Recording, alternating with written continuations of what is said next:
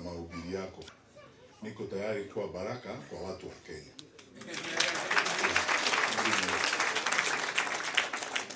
Nitoe mchango wangu kwa uongozi wa nchi hii ili turekebishe shida tulizo nazo hapa. Sababu tukiwa hapa tukisema tunataka kutafuta uongozi, si eti tunatafuta uongozi uwe baraka kwetu sisi, tunataka kuwa baraka kwa nchi yetu ya Kenya. Vile wewe mwenyewe umetuhubiria. Na mimi niko tayari kuwa hiyo baraka. Pili, asante sana kwa mwaliko wenu, na vile Kanjori amesema Kajiado ni sura ya Kenya. Kila mtu anaishi hapa. Wote tuko nao hapa, kina Mheshimiwa Magara. Wote ni watu wa Kajiado. Tuseme tu ukweli. Na Kajiado ni mahali kila Mkenya anapanga na kila Mkenya anaishi. Tunaomba amani, utengamano na tuishi sisi wote tukiwa pamoja. Tatu, nataka kuomba Bishop kwa sababu uko na ushawishi mkubwa sana ukiwa kiongozi wa kanisa. Na vijana ambao wako hapa. Mahali tunaelekea, we are heading to the final battle ya kusaidia nchi yetu. Na hiyo battle tutaipiga na kura. Wadhani naomba vijana, when we start registration of voters soon, we can talk all these nice things. Na tunaweza kuendelea kuongea haya maneno siku zote.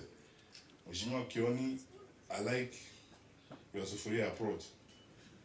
We can talk about it, but we will be carrying the sufurias again after the elections if we do not register to vote.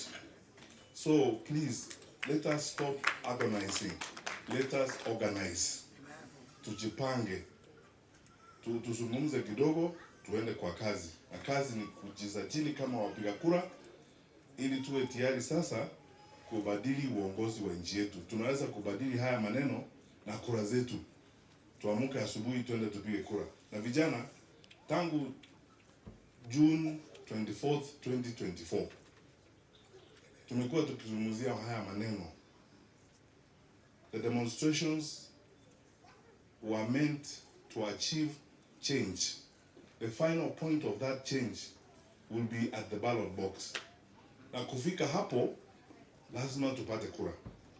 And you know, we have been talking about occupying parliament, occupy this. I want to tell Kenya's young people, occupy leadership. Tuende tuingie kwa viti hizo, tuwe MCAs, wawe senators, wawe women reps, so that tuache kupangiwa na wengine.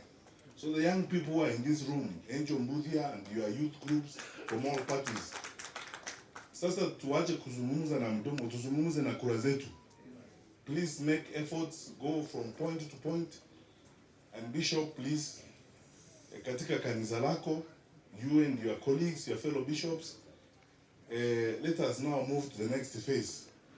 The next phase is, let's stop now talking about what has happened. We have seen what has happened. We have internalized the challenges. We have the solutions on how we will sort this thing out. But we will not provide that solution without votes.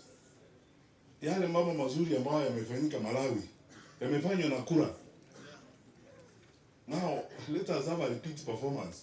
Tuchukue kura, tujiandae, tuzungumze kidogo, tufanye kazi ile iko. Mheshimiwa Kibaki alikuwa anasema tufanye kazi ile iko. Na kazi ile iko ni hii. Chukueni kura. Tunataka sasa hii safari ikamilike vizuri kubadilisha mambo ya nchi yetu. Na itakamilika vizuri kupitia kwa kura. Vijana tafadhali. Na Bishop, unajua wewe na viongozi wa kanisa, mko na platform nzuri sana. Mpango wako wa vijana hapa, wale ambao tumekutana nao hapa. Mimi nafikiri siasa tutakayoifanya ya maana ni siasa ya kuweka watu wetu pamoja na kuenda mbele, to march forward to build our country together. Tukae sisi wote pamoja. Bila kujali sasa saa hii umetuhubiria hapa. Hujatuuliza kama tumetoka wapi, na hiyo hakuna haja. Kwa sababu ile haja ni kwamba wale watu ambao ni watenda dhambi hapa, wale wako huku waokoke. Huko au ama namna gani Bishop? Namna hiyo. na tunataka pia wale watu watenda dhambi wote mahali waliko Kenya hii, hawa ambao wanataka kushika watoto wetu 290 kutudanganya eti kuna numbers watu ambao hawezi kujulikana ni akina nani. Ni wale, unajua people are not foolish. Viongozi wetu wasifikiri sisi ni wajinga. Ama namna gani wananchi? Hawa watu walikufa, they fell from the skies and died. Labda hawa ni watoto wetu waliuawa wakati ule wa this it. Watu wasifikiri eti watu ni wajinga. Alafu sasa tunataka kuanza kufanya abracadabra na maisha ya binadamu. Tuache hii sarakasi. Let us be serious people. This is a serious country. Najua wakati mwingine watu wengine wananiambia wewe Fred wewe unacheka, wakati mwingine nasema no, the business of managing the country is serious. Hakuna wakati wa kucheka. We are very serious about this.